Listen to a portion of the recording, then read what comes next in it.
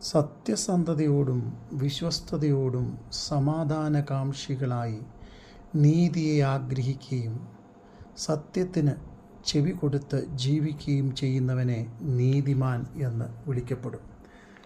അവർക്ക് ദൈവവചനം കൽപ്പിച്ചാക്കിയിരിക്കുന്ന പദവി വലുതും വിശാലവുമാണ്. സദൃശ്യവാക്യം 20:7 പരമാർത്ഥതയിൽ നടക്കുന്നവൻ നീതിമാൻ, അവൻ്റെ ശേഷം അവൻ്റെ മക്കൾ ഭാഗ്യവാന്മാർ. അതെ, ന്യായം പ്രമാണിച്ച് നന്മ ചെയ്ത് എല്ലായ്പ്പോഴും ഭാഗ്യവാന്മാരായി ജീവിക്കുവാൻ ദൈവം നമ്മെക്കുറിച്ച് ആഗ്രഹിക്കുന്നു.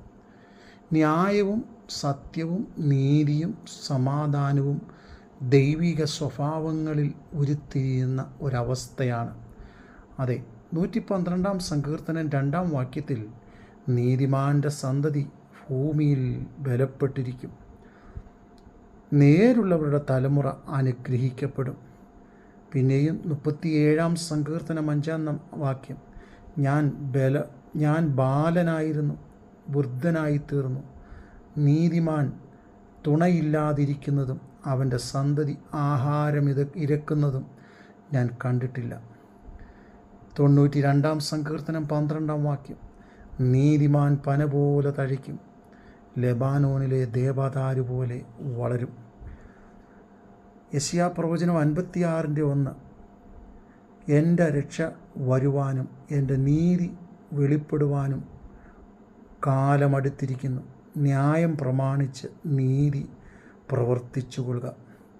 അതെ, നമ്മൾക്ക് ദൈവം തന്നിരിക്കുന്ന ആയുസ്സ് നീതിയോടും ന്യായത്തോടും സത്യത്തോടും മൂല്യച്യുതി ഇല്ലാത്തവരായി വിശ്വസ്തതയിൽ ജീവിക്കുവാൻ ഞാനും നിങ്ങളും തയ്യാറാകുമെങ്കിൽ നമുക്ക് മാത്രമല്ല, നമ്മളുടെ വരുവാനുള്ള തലമുറയ്ക്കും വലിയ അനുഗ്രഹം ദൈവത്തിങ്കൽ നിന്ന് ലഭ്യമാകും.